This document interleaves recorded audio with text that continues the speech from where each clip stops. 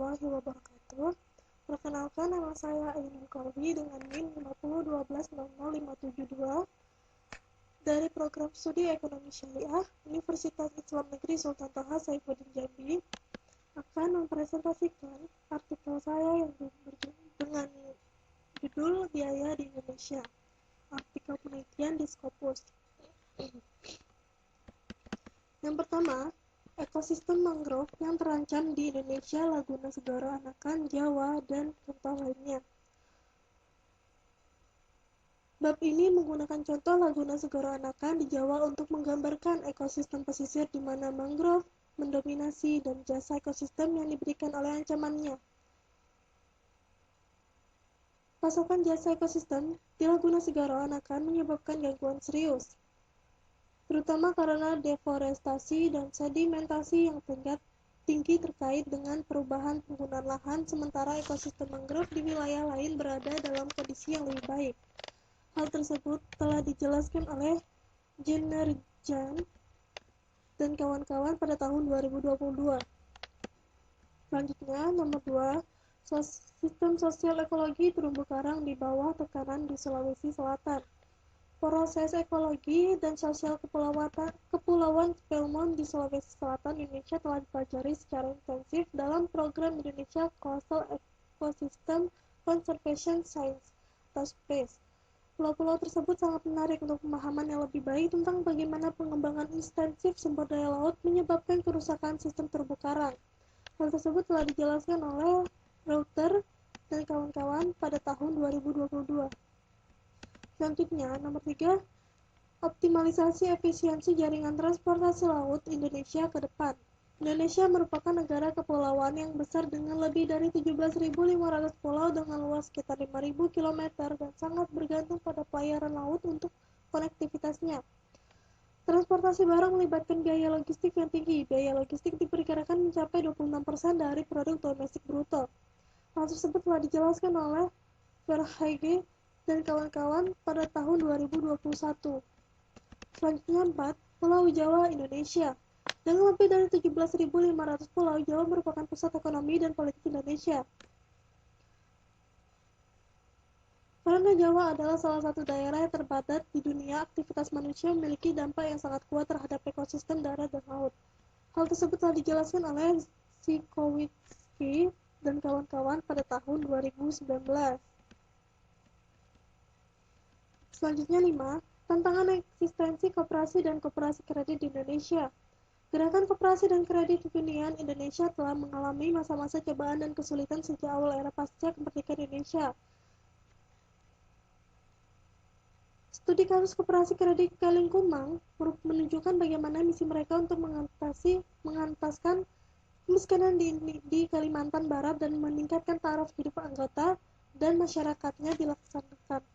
Hal tersebut telah dijelaskan oleh Tulus dan kawan-kawan pada tahun 2020. Selanjutnya 6, perspektif ekosistem pangan tentang ketahanan pangan dan gizi di Australia, Indonesia, dan Vanuatu.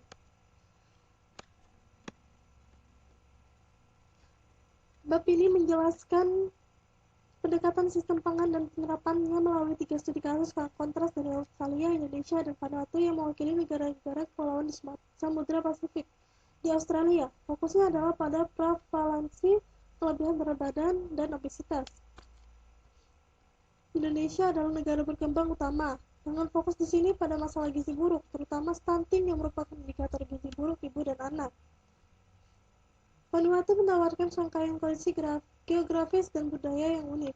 Fokusnya adalah pada beban dan rangkap 3 dari malnutrisi akibat interaksi perubahan iklim dan globalisasi pasokan pangan.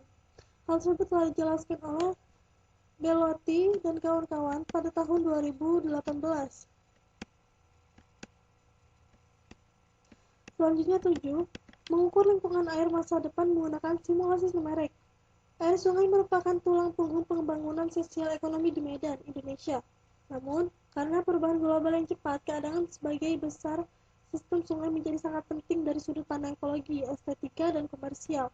Hal tersebut telah dijelaskan oleh Kumar dan kawan-kawan pada tahun 2021. Selanjutnya 8, praktik perencanaan evaluasi tsunami di Padang, Indonesia. Padang bukan hanya ibu kota Sumatera Barat di Indonesia, tetapi juga kota terbesar ketiga di negara bagian itu. Terletak di pantai Samudra Hindia mungkin akan terpengaruh oleh tsunami di masa depan. Evakuasi tepat waktu untuk keselamatan individu yang berpotensi rentan tetap menjadi isu penting. Hal tersebut telah dijelaskan oleh Azhar dan kawan-kawan pada tahun 2019. Selanjutnya 9. Tantangan dan peluang ketahanan pangan Indonesia pasca COVID-19. Pandemi COVID-19 telah berkembang menjadi krisis kesehatan masyarakat yang serius, memberikan peluang krisis terlebih lanjut. Pandemi juga menimbulkan banyak tantangan bagi masalah ketahanan pangan Indonesia. Hal tersebut telah dijelaskan oleh Rozaki pada tahun 2021. Selanjutnya 10. Pendekatan vermicomposting dan biokonversi menuju pemanfaatan berkelanjutan limbah pabrik kelapa sawit. Karena meningkatnya penggunaan minyak goreng, produksi minyak nabati meningkat dalam beberapa tahun terakhir. Hal tersebut telah dijelaskan oleh Rupani dan kawan-kawan pada tahun 2022. Selanjutnya 11. Lembaga Keuangan Mikro Indonesia atau LKM pindah ke teknologi sampai pengalaman luar biasa TBOP. TBOP sebuah perusahaan teknologi berbasis di Singapura yang mengkhususkan diri dan dalam teknologi informasi digital, desain data dan proses, memungkinkan LKM untuk memungkinkan efisiensi operasional dan pengembangan kapasitas yang secara langsung berdampak pada kehidupan masyarakat miskin. Hal tersebut telah dijelaskan oleh Yeo dan kawan-kawan pada tahun 2018. 12. Batik menjadi dua sisi mata pisau untuk pembangunan berkelanjutan di Indonesia.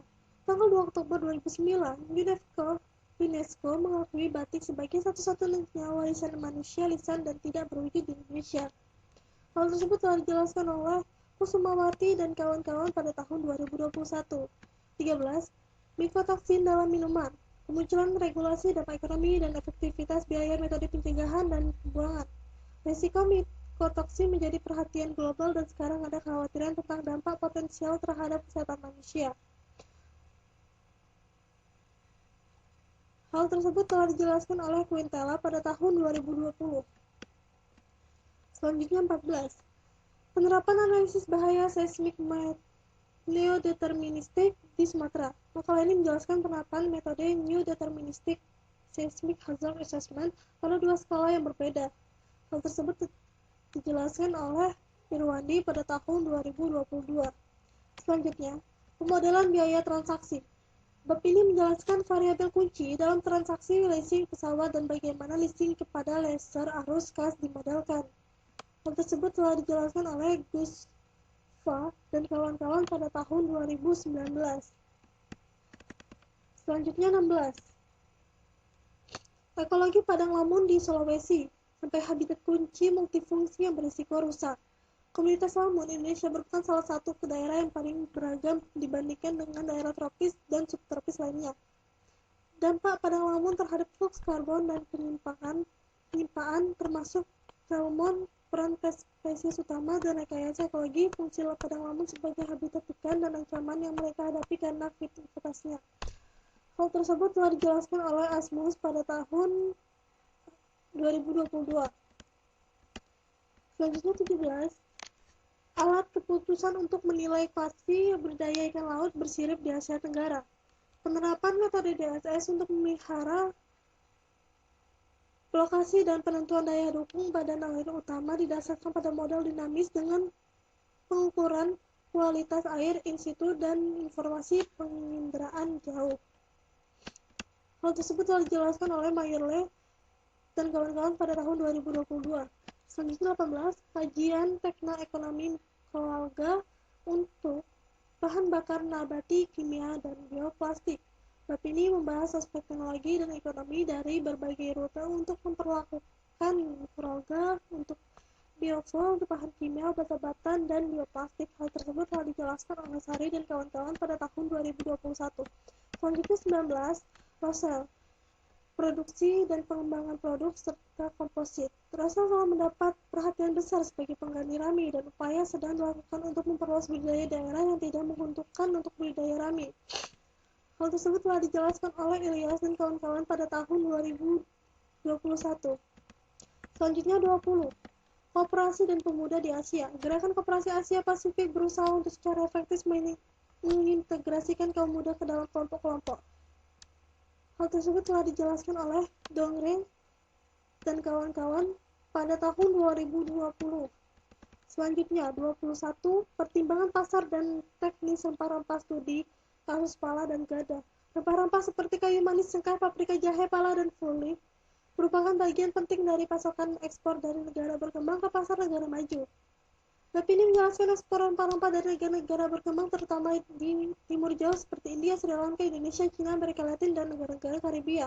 Hal tersebut telah dijelaskan oleh Gordon tahun 2020.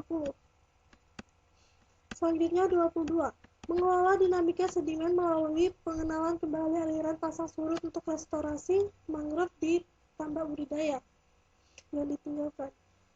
Geomorfologi ekosistem mangrove sangat dipengaruhi oleh faktor hidrodinamika. Pertumbuhan mangrove tergantung pada rezim air dan sedimen di atas pantai. Hal tersebut telah dijelaskan oleh Sidik dan kawan-kawan pada tahun 2021. Selanjutnya 23. Pengaruh penetapan harga terhadap keputusan pemilihan moda terintegrasi dengan variabel laten, khusus Jabodetabek. Kemacetan lalu lintas merupakan masalah serius di banyak kota di dunia. Jakarta salah satu kota terbatas menghadapi masalah ini. Beberapa kebijakan telah dilaksanakan untuk mengurangi kemacetan lalu lintas, antara lain perbaikan angkutan umum, pembatasan mobil dan sepeda motor di beberapa ruas jalan, dan kebijakan terpadu per nomor. Hal tersebut telah dijelaskan oleh Ilahi dan kawan-kawan pada tahun 2020.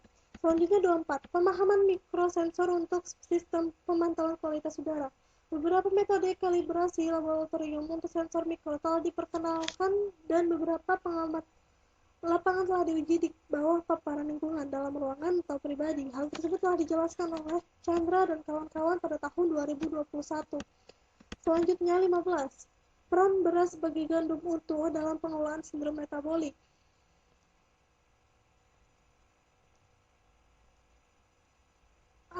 Asupan nasi telah dikaitkan dengan berbagai penyakit kronis, termasuk resistensi insulin dan diabetes mellitus tipe 2. Hal tersebut telah dijelaskan oleh Halmiati dan kawan-kawan pada tahun 2022.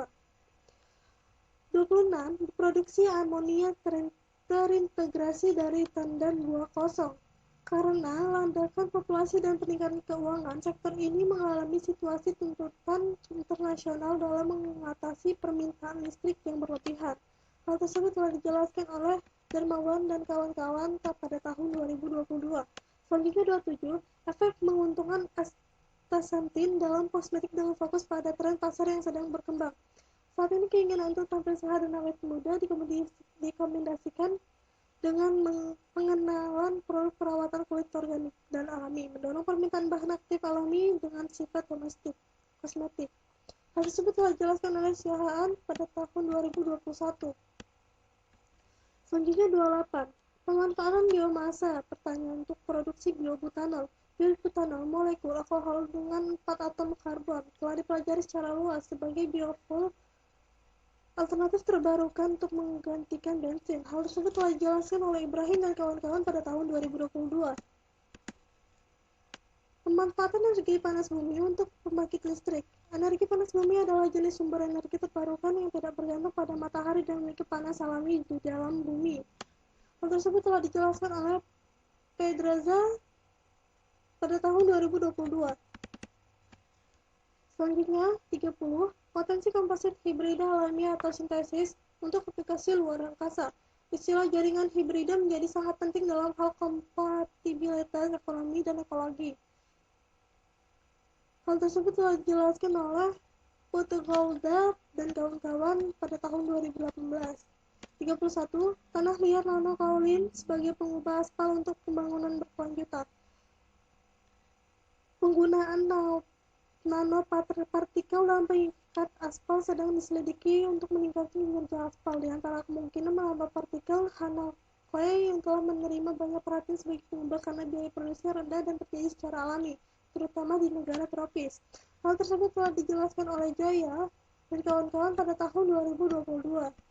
Selanjutnya 32. Kontribusi bisnis untuk tujuan pembangunan berkelanjutan. Penelitian ini bertujuan untuk mengklarifikasi bagaimana dunia usaha telah berkontribusi terhadap pencapaian tujuan pembangunan berkelanjutan atau SDGs. Dalam beberapa tahun pertama setelah tujuan tersebut dideklarasikan pada akhir tahun 2015.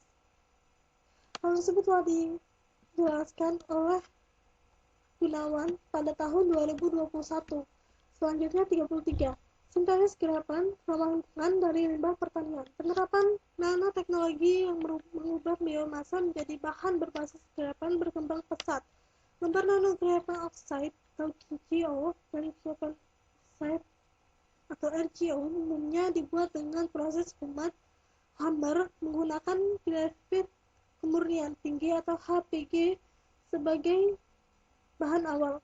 Hal tersebut telah dijelaskan oleh Raja Kumari dan kawan-kawan pada tahun 2022. Selanjutnya 34. Edaran bioekonomi untuk industri biodiesel, meningkatkan gliserol limbah menjadi produk bernilai tambah. Industri biodiesel menderita ekonomi yang tidak menarik karena biaya biji minyak yang relatif tinggi dan biaya pemrosesan yang tinggi. Hal tersebut telah dijelaskan oleh Sarma dan kawan-kawan pada tahun 2022. Selanjutnya 35. Sistem terintegrasi dari limbah pertanian untuk pembangkit listrik. Opini akan fokus pada bagaimana limbah biomasa yang tersedia dari kegiatan pertanian dapat digunakan sebagai bahan bakar alternatif yang hemat biaya. Hal tersebut telah dijelaskan oleh Darmawan dan kawan-kawan pada tahun 2022. Selanjutnya 36. Pengenalan biologis patogen hutan, kisah rusak dan tantangan. Jasa ekosistem hutan meliputi makanan kayu skala besar, hasil hutan bukan kayu, siklus biokimia, pemeliharaan proses tanah, keragaman genetik, dan pengendalian iklim. Hal tersebut telah dijelaskan oleh Bos dan kawan-kawan pada tahun 2022. Selanjutnya, akuntansi gas rumah kaca ekosistem tropis. Bab ini mengeksplorasi komponen kunci dari keseimbangan gas rumah kaca di lingkungan tanah dan air tropis. Hal tersebut telah dijelaskan oleh Ometo dan kawan-kawan pada tahun 2022. Selanjutnya 38. Penelitian air tanah di ekosistem pesisir mangrove, prospek baru. Limpasan air tanah bawah laut atau SGD atau pertukaran air pori merupakan jalur utama flux karbon anorganik dan organik di ekosistem mangrove pesisir. Hal tersebut telah dijelaskan oleh McLean dari kawan-kawan pada tahun 2021. Bab 10. Peran model bisnis maskapai yang berbeda. Industri penerbangan telah mengalami tingkat pertumbuhan rata-rata 5,5% selama dekade terakhir dan terus tumbuh karena perjalanan telah menjadi bagian integral dari gaya hidup masyarakat. Hal tersebut telah dijelaskan oleh O'Connell tahun 2019. Selanjutnya 40. Pendekatan berkelanjutan untuk produksi biohidrogen dan biogas dari limbah jagung, prospek dan tantangan. Tujuan dari opini adalah untuk mempresentasikan prospek dan tantangan penggunaan metode pretreatment biologis untuk meningkatkan produksi biohidrogen dan biogas dari limbah jagung. Hal tersebut telah dijelaskan oleh Syafiuddin dan kawan-kawan pada tahun 2022.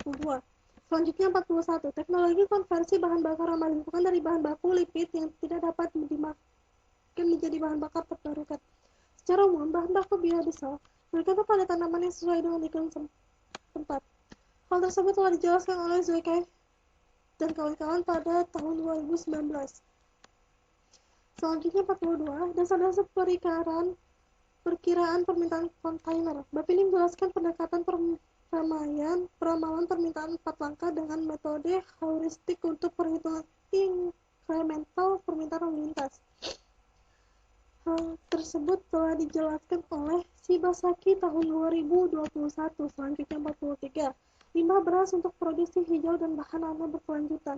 Limbah beras merupakan salah satu limbah pertanian tumbuh setiap tahun. Oleh karena itu, limbah beras merupakan bahan baku terbarukan yang ideal untuk memproduksi nanomaterial sebagai alternatif bahan kimia beracun. Hal tersebut telah dijelaskan oleh Abu Dalam dan kawan-kawan pada tahun 2022.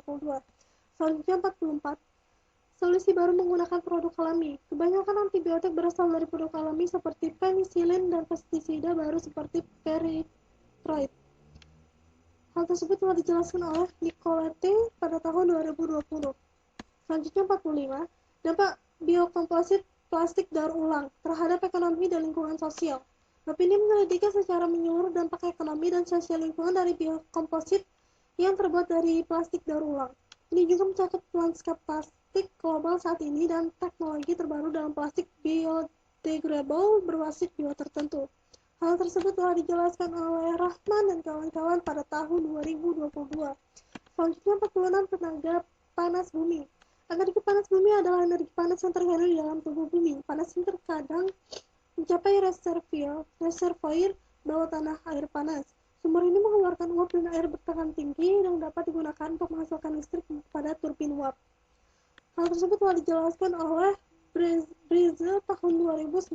Selanjutnya 47. Produksi enzim fibrinolitik selama produksi makanan.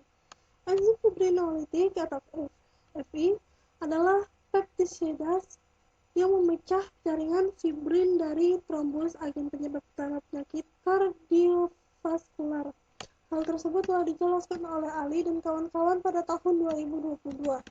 Selanjutnya, 48. Produksi bioil yang dapat dimakan dari mikroalga dan penerapan teknologi nano. Bab ini menjelaskan calon mikroalga potensial untuk produksi bioil yang dapat dimakan dan penerapan nanoteknologi untuk mendorong pertumbuhan berbagai spesies mikroalga. Hal tersebut telah dijelaskan oleh Hossain dan kawan-kawan pada tahun 2021. Selanjutnya 49. Koperasi Asia dan kebijakan publik. Pengaruh kekuatan kolonial Eropa pada awal abad ke-20 memiliki dampak yang bertahan lama pada agenda legislatif koperasi di Asia, terutama di negara-negara berkembang. Hal tersebut telah dijelaskan oleh Tulus pada tahun 2020. Selanjutnya, 50. Penerapan kecerdasan buatan dan teknologi informasi dan komunikasi dalam industri pertanian untuk grid. Makalah ini membahas masalah ini dengan bantuan menggunakan survei penawaran penggunaan AL dan TIK dalam bisnis pertanian. Ini merangkum dan menggambarkan wilayah dan praktik luar biasa di mana AL dan TIK dapat dilakukan ke wilayah pedesaan. Evaluasi yang diajukan penawaran mahasiswa dan para pakar kinerja sebanyak 90% pada setiap faktor yang dipertimbangkan Hussein dan kawan-kawan pada tahun 2022. Sekian presentasi dari saya. Terima kasih. Akhirul kalam. Subhanaka Allahumma wa bihamdika asyhadu an la ilaha illa anta astaghfiruka wa atubu ilaik. Wassalamualaikum warahmatullahi wabarakatuh.